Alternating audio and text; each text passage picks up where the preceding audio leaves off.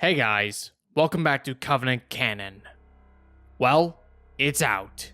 After numerous delays and over a year of waiting, Halo Outcast is finally out. This book follows the Arbiter, Vodar, and Spartan Olympia Vale's efforts to recover a mysterious artifact on the planet Netherop in order to stop Cortana, both unaware that they are being manipulated by an outside force. This book's main focus is on Netherop and follows on from what was previously established in Silent Storm and Oblivion. Both novels, including this one, are written by the legendary Troy Denning. As with previous Halo novels that I've done in the past, I'll be only covering the Covenant, or in this case, the Sangheili aspect of the book, as well as another faction, but we'll get onto that later. If you want to see the full breakdown of this book, I highly recommend you check out HiddenXperia's video, which reveals the mysterious race that once lived on Netherop. I highly recommend you check out that video, it's just great. Before we begin, however, I want to emphasize that what follows will contain heavy amount of spoilers from the book. If you do not want to be spoiled at all, I suggest skipping to the marker ahead so that you get a full, non-spoiler review. For those of you who have already read the book, or just simply don't care, let's proceed. This is Halo Outcast.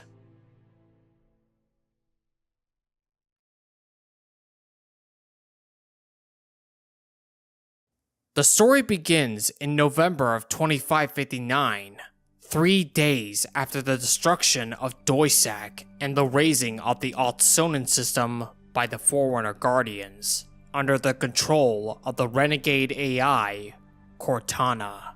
Here we're at the height of the Create Uprising, where Cortana has asserted her dominance over the galaxy with her Guardians, Forerunner ships, and Promethean armies. Under her rule, many worlds have been brought under subjugation and brought into a police state, with many of its inhabitants plotting ways to bring the AI, the apparition, the tyrant, down. In the very first chapter of the book, we're given an Arbiter perspective, and here we have Vodar coming back from a Kaidan's meeting with his adjutants Uze Taham, and Thoshram, and Kola Bayoth.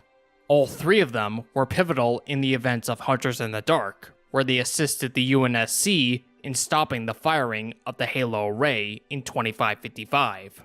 In the Kaidan's meeting, known as the High Gathering, the Arbiter proposes a concert of worlds, which essentially is a loose alliance between the Sangheili colonies banded together under one banner, under Vodar. But this proposal is largely ignored, given that most of the Kaidans on Sanghelios are brought into Cortana's lies about protection through power. Thel sees this act of surrender as something worse than what happened during the events of the Covenant, because they unite everyone through lies and manipulation, though Cortana is doing this through oppression. And also something of note, given that Thel is still the reigning Arbiter, he is the closest thing the Sangheili have to a supreme leader, and is thus likely to be the first for assassination. For this reason, he sent a decoy phantom ahead to Vodar. The Arbiter instead travels on a Crave, which is essentially a diplomatic transport, at least the Sangheili sort. While traveling to Vodar, they are stopped by a Promethean soldier checkpoint, because there has been a heavy attack in a tenement island in the Vodar Valley, and the soldiers are hunting for the perpetrators. After sweeping through their vehicle, the soldiers confiscate their weapons and sent them on their way. And here we get some new information. The Promethean soldiers are the ones now policing Sanghelios, and now establish checkpoints throughout the entire planet. Kaidans and High Kaidans can no longer marshal their own forces. And now with the trouble in the tenement islands, elites are no longer allowed to have their own personal weapons. When the chapter closes, we are learned that Cortana's actual title within the Created is Archon. As I touched in my preview, Archon is a Greek title for ruler, which is actually very appropriate thus far, seeing as Cortana is the undisputed ruler at the galaxy at this point. The next chapter picks up where the last chapter went off, when the Arbiter and his companions returned to Vadam Keep. Upon arriving at the keep, his keepmaster disables all mics and monitoring devices and tells them that an Oath Warden wants to talk to him. Here we learn that Oath Wardens are basically bounty hunters in Sangheili society, and are generally held in low regard, for they are basically honorless mercenaries who employ assassination and dishonorable tactics. After some contemplation, Vadam agrees to meet this Oath Warden in his Grand Gallery. And here we are presented with the Vadam Saga Wall. We haven't seen this wall since the Cole Protocol, and it details a lot of Vadam's saga, his rise and fall within the Covenant, and his alliance with the Master Chief, which is considered his favorite. And there is also a work in progress for the Blooding Years and the Arbiter's alliance with humanity. Personally, this is one of my favorite sections of this book. It really shows how much Vadam values his friendship with the Master Chief, and it really shows much more of Sangheili culture regarding saga walls. And we also get a new piece of information. The Blooding Years is over. We're not exactly told when this happened. Most believe that the Blooding Years ended at Sunayon with the fall of Julum Dama's Covenant, though it could be that Cortana had forced the Sangheili Kaidans to sue for peace. Within the Grand Gallery, Uze and Kola usher in the Oath Warden, who is Krei Ayamu, and he is the best and worst of his kind. A talented investigator and tireless stalker who will always deliver to his satisfaction, either by killing wayward individuals to honor their pledges, or by delivering their severed heads to injured parties. And here we are also learned that Oath Wardens are prohibited to being outright assassins, though they can be persuaded if their clients are shrewd enough.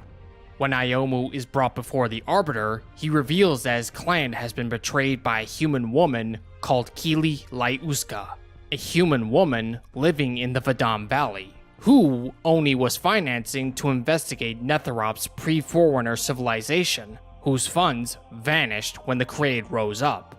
So she turned to an elite funder, but she missed the meeting with him and came to Vadam Valley instead. It is revealed that the ancient civilization she found managed to beat a guardian, and doesn't want that knowledge to fall into elite hands. Instead, she wants it in Oni's hands, as there is still a contention between Oni and the elites, for the Arbiter has a strong suspicion about the Kilo 5 stuff, basically arming the Keepers of the One Freedom and beginning the Blooding Years as a whole.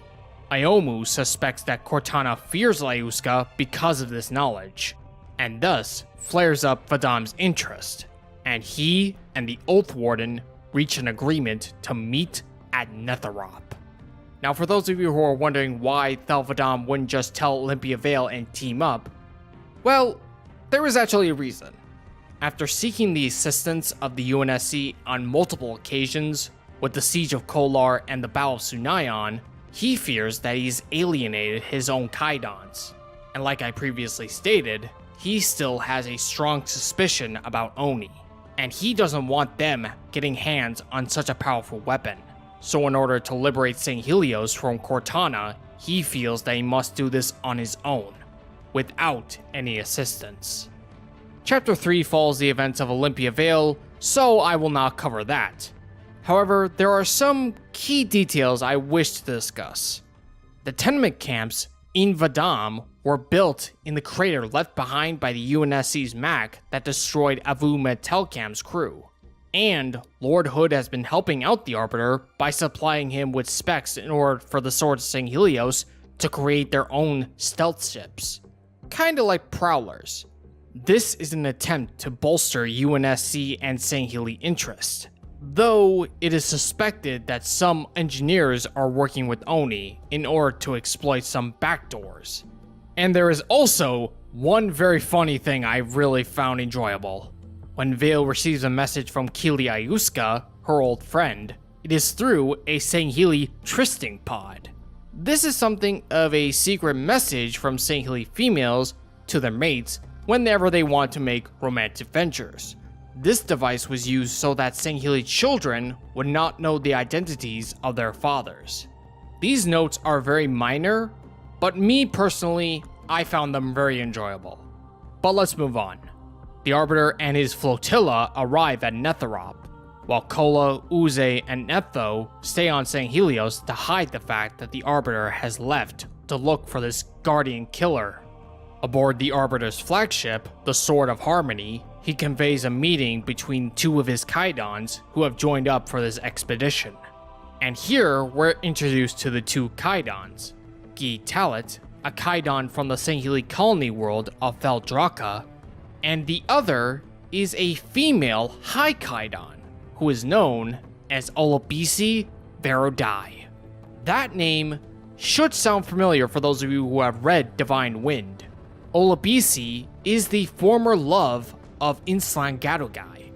To play catch-up, she was groomed to be the matriarch of the Mul clan, whose Kaidon was to be Inslan, at the time known as Azil the Mul. However, he was overthrown in a coup, led by the Marshal of Varro. She was instead wedded to the usurper, and her life would be forfeit if Azil attempted any reprisals. This led to his journey within the Silent Shadow and become Inslan Gadogai. But here, we're learned more about her side of things. When she was made matriarch to the usurpers, she formed her own cadre of female rangers. They were initially intended to protect her own nest, but eventually she used them to kill every member of the usurper's clan, and thereby established herself as the first female Marshal of Varro. However, when her homeworld of Saipung Kal was destroyed in the Nova Bomb that detonated aboard Imperial Admiral Zaitanjar Watinri's flagship and devastated most of the planet, she was able to escape with as much refugees as she can, thanks to the trepidations of a late-coming fleetmaster. The Arbiter then helped her establish her own colony, which is called Omavaro, or Daughter of Varro in Sangheili, thereby establishing herself as the first female High Kaidon. I don't know about you guys, but this takes the boldness of Sangheili females in Broken Circle 1,000-fold. I just love this connection between Divine Wind and this book. The Arbiter and the Kaidons, and Ayumu, who has sticked around in order to capture Lyuska, they all discuss the minefields that were left behind on Umba, which is the Sangheili term for Netherop, and it means world of death in their tongue. After receiving a strange energy reading from the surface of the planet, they decided to punch through the minefield and proceed down on the planet with several phantoms. Unbeknownst to them, Ayumu's clients are hiding on the far side of the second moon of Umba. And those clients, to my surprise, are the Banished. It's revealed that Ayumu's client, Ito Jaiju, is a study master for Atriox, who, during the events of the Ark, he found a crashed Phaeton. Within the craft, he discovered a video recording of a Guardian being brought down by the Guardian Killer, which they called the Tricala, which is the name for a three-bladed spear wielded by a god venerated by the Silent Shadow during pre-Covenant history. The blades represent mind, body, spirit, past, present, and future. Atriox and his banished fleet are waiting for Lyuska, but are now cloaked in the same technology that we saw in Halo Wars.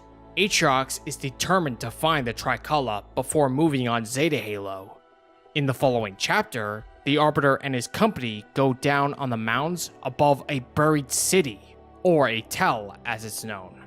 Shortly afterwards, they're attacked by human raiders who steal multiple ghosts, kill numerous Sangheili warriors, and steals 2 of their 3 phantoms. The Swords of Sanghelios subdue the attackers, who are UNSC castaways or the descendants of these castaways who were left behind at the end of Halo Oblivion. They are led by Commander Petrov, who was likewise left behind at the end of the book. The Arbiter tries to reason with Petrov, stating that the war is now over, and the Sangheili and humans are allies. But the commander is highly skeptical, to say the least. But before she could attack Vadam, Iomu sprays Petrov with a blue drug that makes her more compliant. This is a dishonorable tactic in Sangheili culture, and is quickly chastised for it.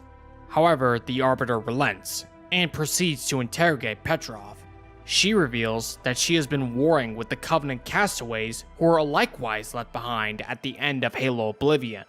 But before she could continue, she notices a flight wing of pelicans descending on Umba.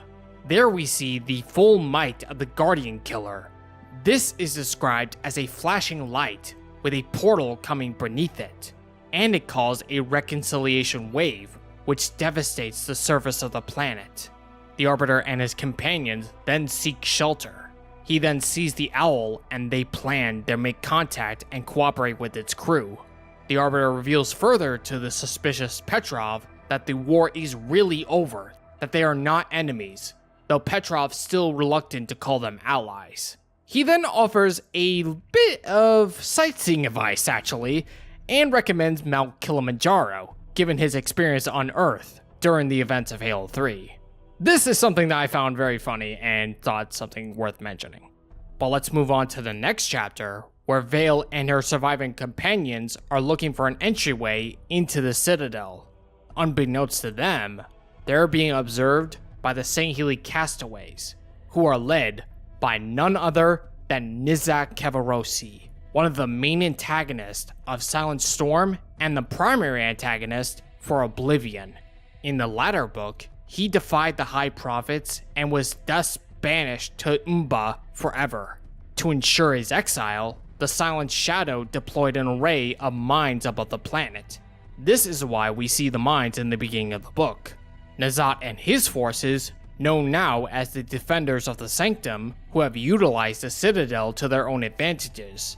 However, they are all undisciplined. Indeed, one of his followers, a stranded Silent Shadow by the name of Medjuz Ra'ashi, clearly hates Nazat and his steward, Tam Lakosi, who also survived the events of Oblivion. While they're arguing on what to do with the UNSC and the Sangheili flotilla in orbit, they decide to ambush Vale and her ODSTs in the tunnels.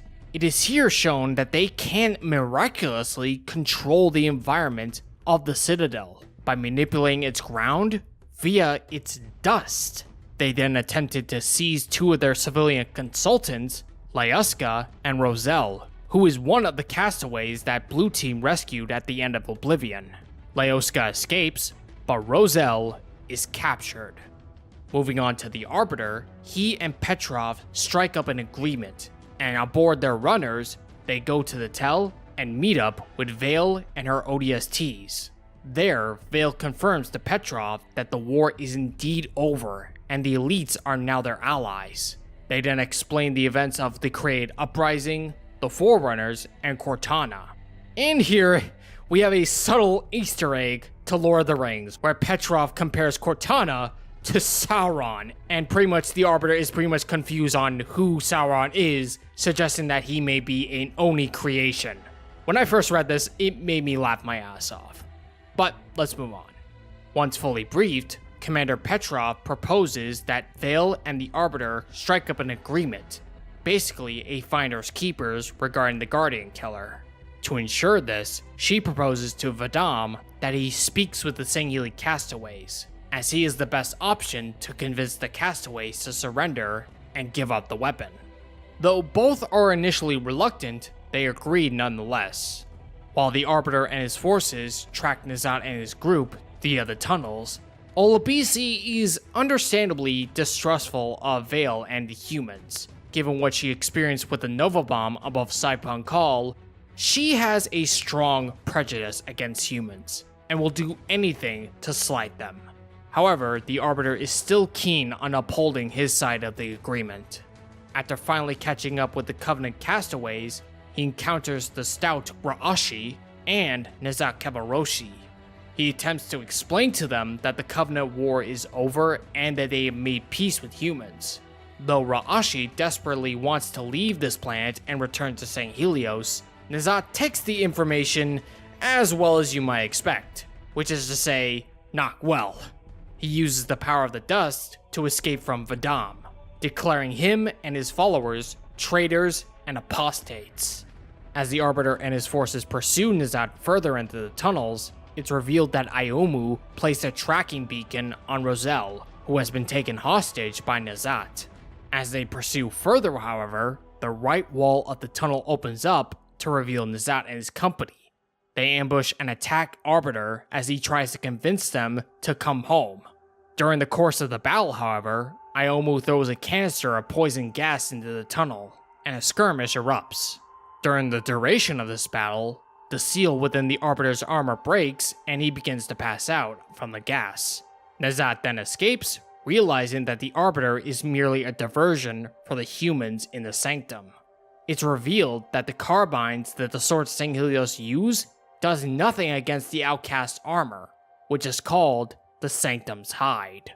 While all this is occurring, however, we're turned back to Atriox and the Banished.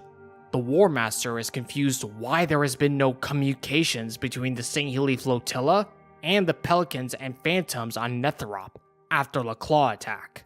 Among Atriox's officers is none other than Tavares, one of the bosses in Halo Infinite. He becomes one of the Hand of Atriox. However, in this book, he is merely Atriox's second in command throughout the duration of this mission. As they're suggesting possibilities, a couple of Forerunner Harriers appear. One of them goes after the elite ships, and the other hangs in space to observe, likely to retreat through a portal and return with a full created fleet, but not a Guardian, given to what all that is occurring with the Guardian killer.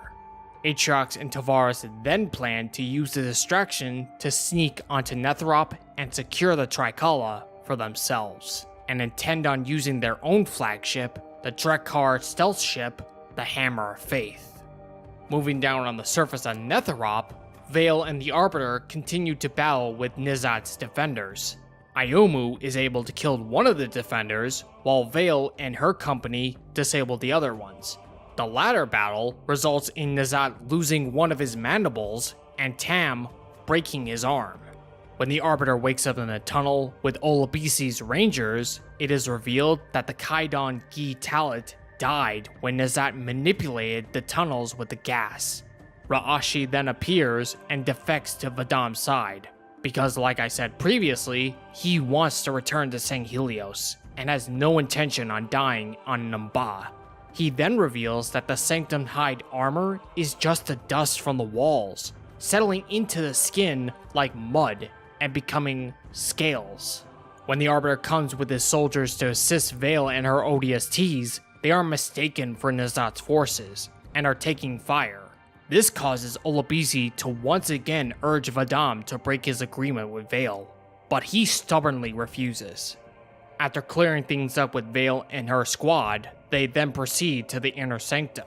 It's revealed that while during the skirmish took place, Keely Layuska hid herself within the inner sanctum and barred herself inside. Once arriving at the sanctum, the Arbiter captures Cavarosi and Tam, and forces the latter to open the sanctum. Once inside the sanctum, Layuska shows a holograph showing the Sangheili flotilla attacked by Forerunner Harriers, as well as the Banished, whom Vadam realizes is the actual client of Iomu. The Arbiter then removes his helmet and van braces and allows the dust to settle on him.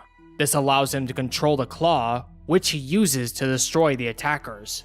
Once realizing that the ships Vadam is destroying are Forerunners, Lakosi tackles him off the disc and uses it to destroy the Sangheili flotilla.